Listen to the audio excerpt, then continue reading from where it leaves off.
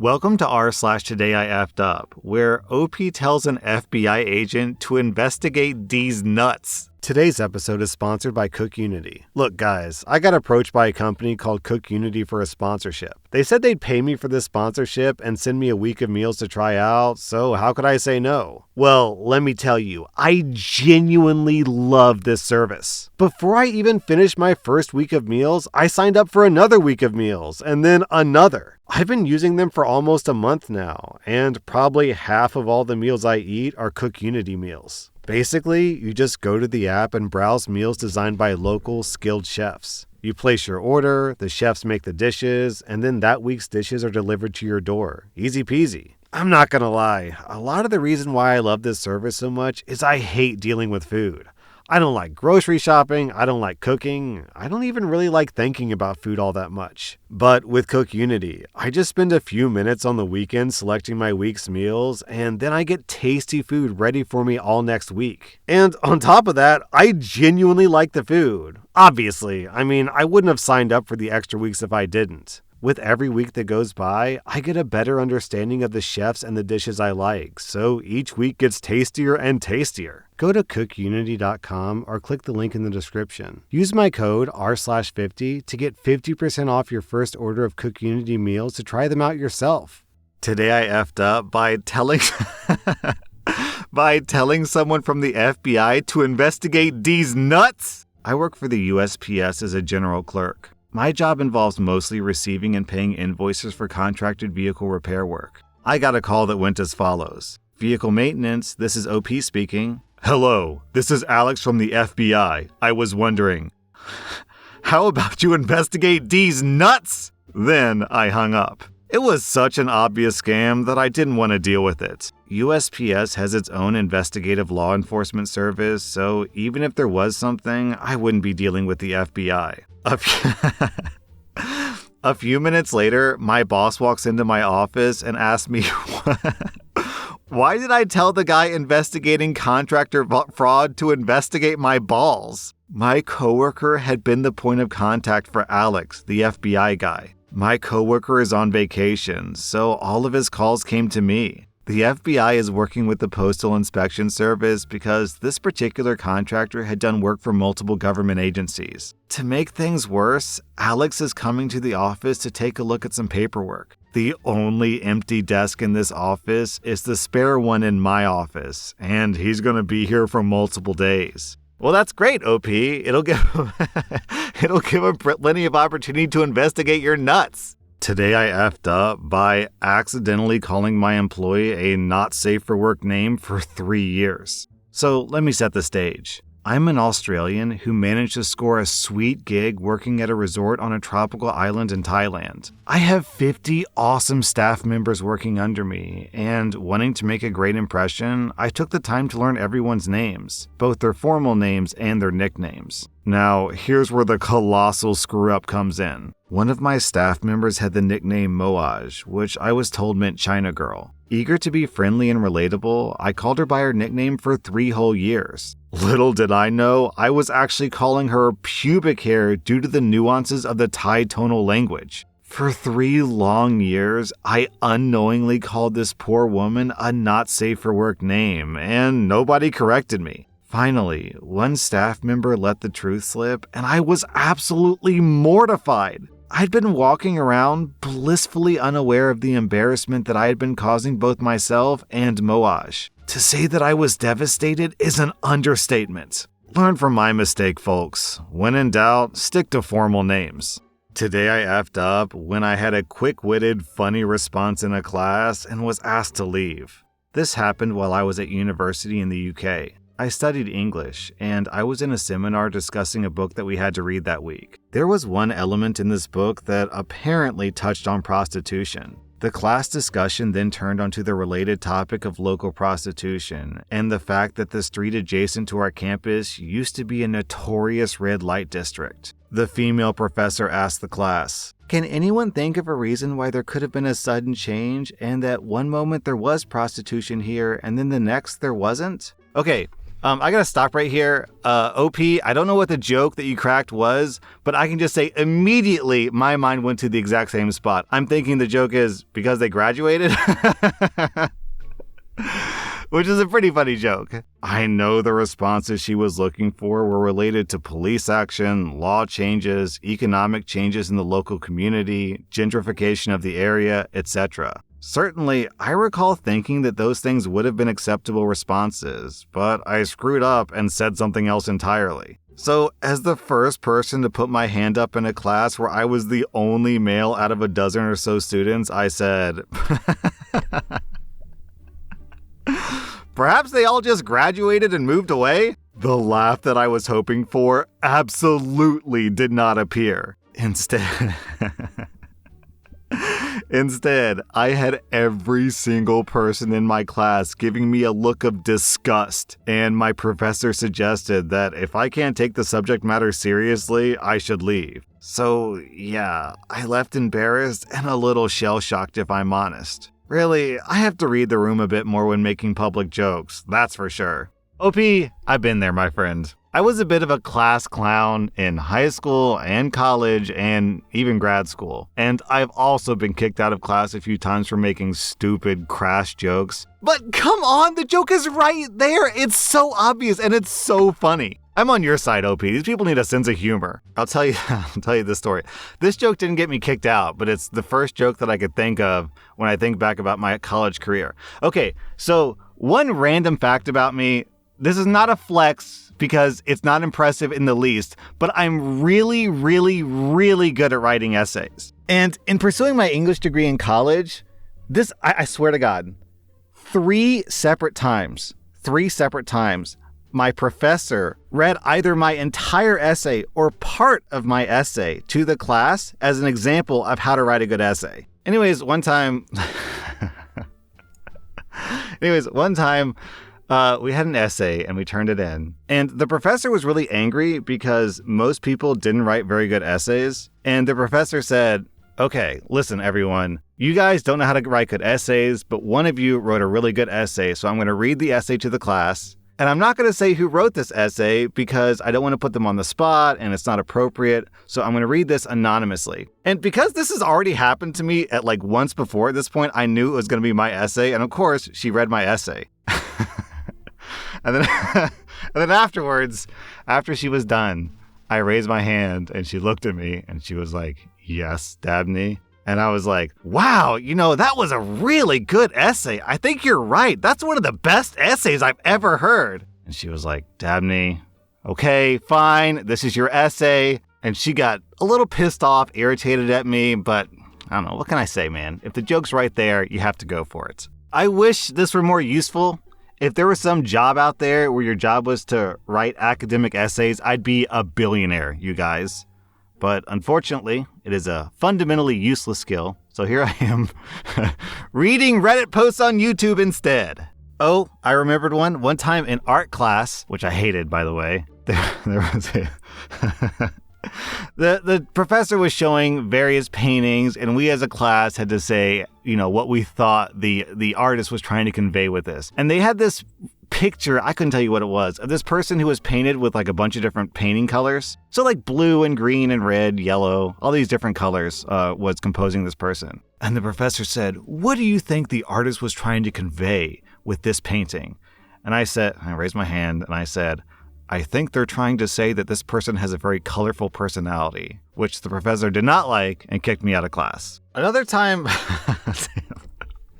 I wasn't a great student. Okay, another time, we were discussing a painting of this woman. The painting depicted a woman in the woods, and she just happened upon this baby who was like swaddled in the woods, just like left there. And the woman looked shocked because like, yo, why is there a baby here?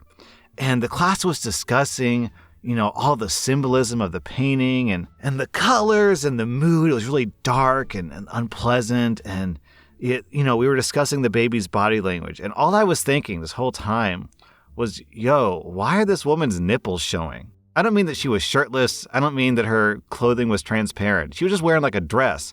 But she had really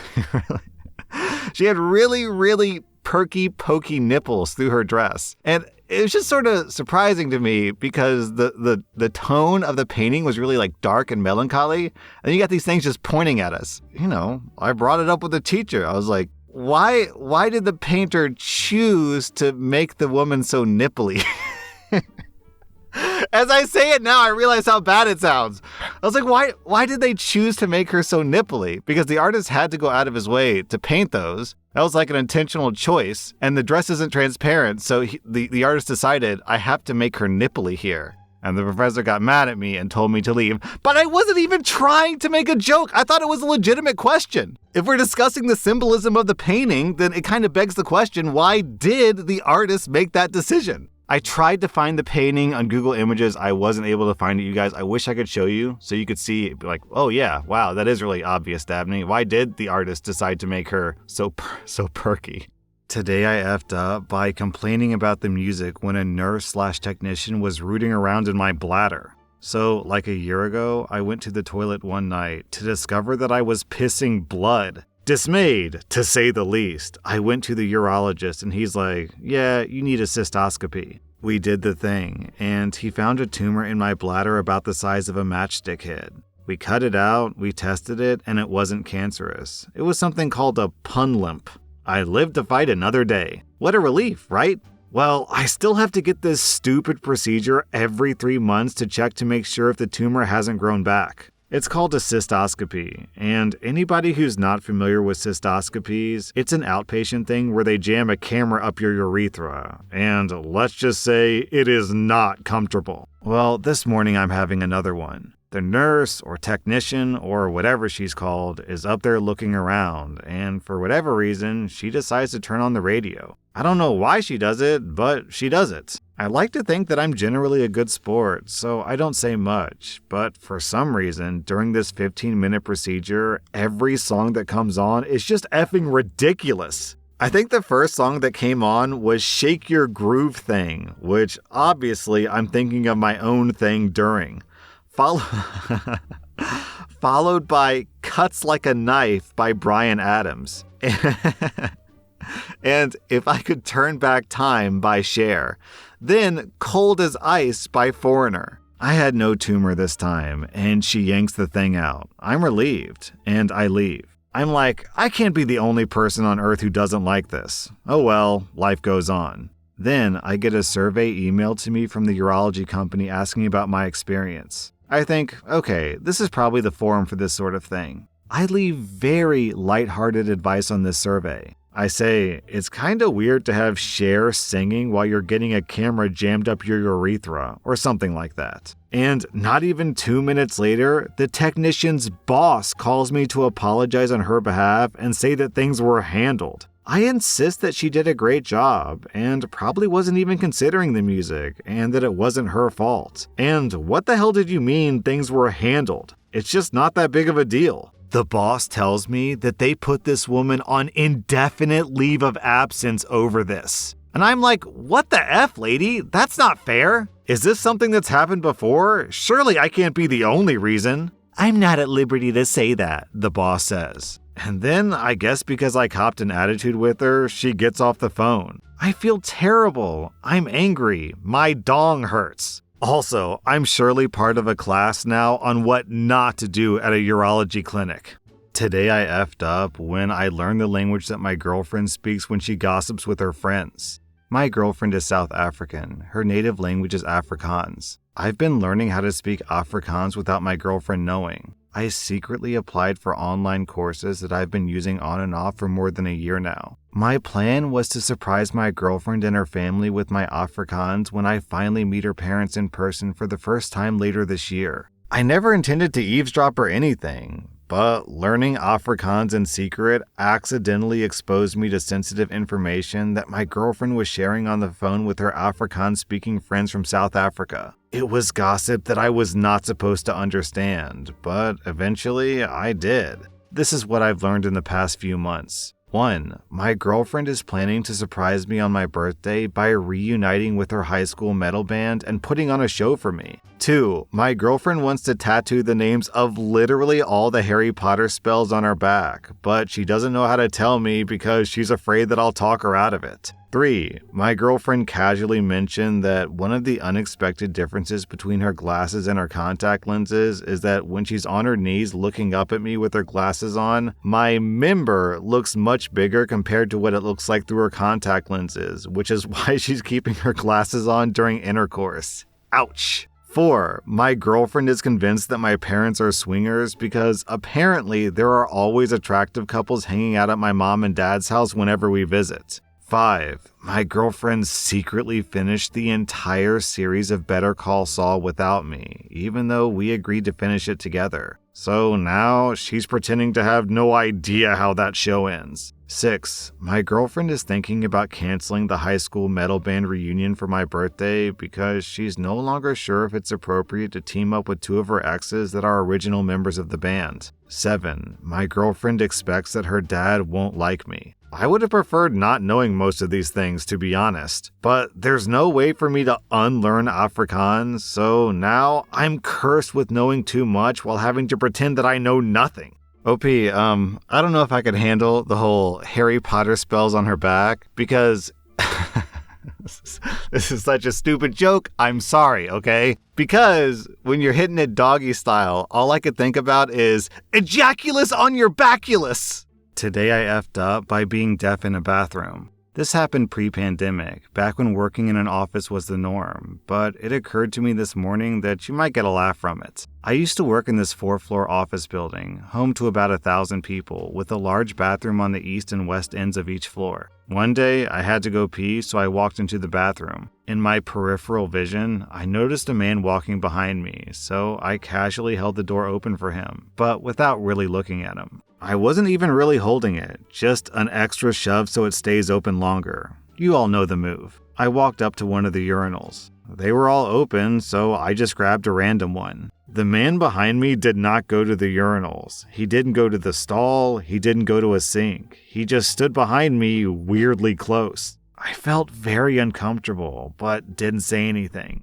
He continued to just stand there the entire time I was peeing, uncomfortably close. I started to think that I might be in trouble and mentally prepared myself for a confrontation or even a physical fight. I finished my business and I flushed the urinal. The water filled up the urinal, but it didn't go down. Whatever. I wheeled around to be like, "What the hell is your problem, man?" And I saw the man had on a uniform from a plumbing company. Behind him on the floor was his toolbox. He was there to fix this urinal that wasn't flushing. The one I had just taken a big piss into that was not going down. He looked sad. It's now that you might think, that's the guy's own fault for not stopping you. He should have said something when he was standing behind you. Why didn't he say something? So I remind you of what the title of the post is. Today I effed up by being deaf in a bathroom. In hindsight, I'm pretty sure he had said something, I just didn't hear him.